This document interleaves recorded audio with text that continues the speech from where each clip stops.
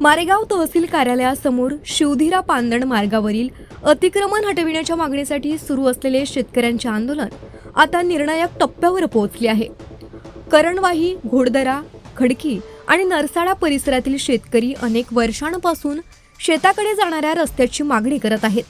अनेक निवेदने, आंदोलने आणि प्रशासनाच्या दारात वारंवार हेलपाटे मारूनही प्रत्यक्ष कारवाई न झाल्यानं संतप्त शेतकऱ्यांनी अन्नत्याग आंदोलनाचा मार्ग स्वीकारला आहे.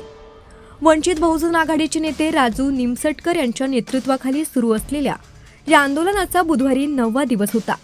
आंदोलनकर्ते संदीप उमरे यांच्या अन्नत्यागात आता रुपाली राहुल रोगे आणि शालुताई गजानन जीवतोहे या महिला शेतकऱ्यांनीही सहभाग घेतल्यानं आंदोलन अधिक तीव्र झालं आहे. महसूल विभागानं अतिक्रमण हटविण्याचा आदेश दिल्याचा दावा केला जात असला तरी प्रत्यक्षात रस्ता आजही मोकळा झालेला नसल्यानं शेतकऱ्यांनी प्रशासनाच्या कार्यपद्धतीवर गंभीर प्रश्नचिन्ह उपस्थित केलं आहे. शेतकऱ्यांचं आंदोलन सुरू असताना तहसीलदार रजेवर गेल्यानं बळीराजांमध्ये तीव्र नाराजी व्यक्त होत आहे.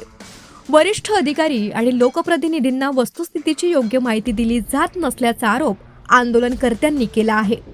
सलग 9 दिवसांचं अन्नत्याग आंदोलन, महिलांचा वाढता सहभाग आणि प्रशासनाची कायमची उदासीनता यामुळे आता या संघर्षाकडे संपूर्ण जिल्ह्याचं लक्ष लागलं. प्रशासन प्रत्यक्ष कारवाई कधी करणार हा प्रश्न अधिकच ऐरणीवर आला आहे.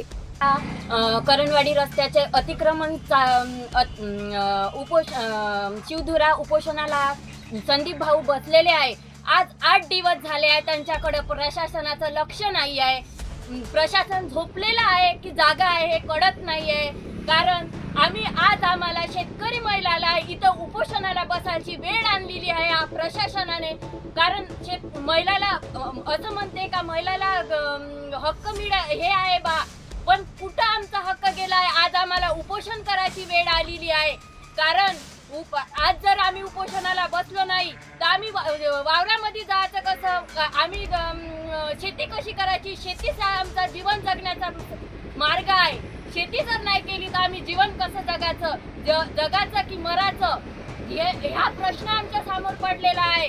आज जर आम्ही शेती केली नाही तर मरणाच्या दारावर येऊ. कारण आज पेरणीचं वेळ आलेली आहे. निसर्ग राजा पाऊस पडत आहे, पण आमच्या शेतामध्ये एक बीप सुद्धा पडलेलं नाही. कारण आम्हाला या उपोषणाला बसा लागत आहे.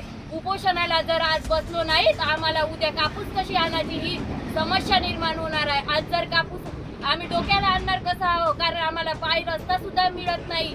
शिवधुऱ्याच्या कामासाठी जर अतिक्रमण एक हटवू शकत नाही हे तहसील सरकार प्रशासन तर समोर का करल? कारण आम्हाला या रस्त्यासाठी रस्त्यावर उतरा लागत आहे. तर का प्रशासन झोपलेलं आहे बा? जागवा. कारण प्रशासनानं जागा नाही झालं तर आज माझ्यासारख्या महिलेला इथं उपोषणाला बसा लागत आहे. तर का बा दुसऱ्यावर का अत्याचार करणार नाही हे तहसील प्रशासन? हे मला कळालं. कारण संदीप भाऊ आज 8 दिवस झाले त्याच्याकडे लक्ष देत नाही. म्हणून आम्हाला नाईलाजानं त्याला त्रास भोगावा लागत आहे. म्हणून आम्ही आज इथं अन्नत्याग आंदोलनाला बसून राहिलेलो आहे. कारण मला माहित आहे, कारण आज जर आम्ही शेती नाही केली तर उपाशी मरू. पण ह्या सरकारला प्रशासनाला जाग येत नाही. कारण जागा हो प्रशासना, कारण आमच्यावर लक्ष दे. कारण आज जर आम्ही शेती नाही केली तर आम्ही काय करू? जर आम्हाला आमदार निवेदन मागत असेल, उपोषणाला बसाल, आमच्याकडे लक्ष नसन देत तर का फायदा? आमदार सुद्धा इथं येत नाही. कोणी आम्हाकडे का लक्ष देत नाही?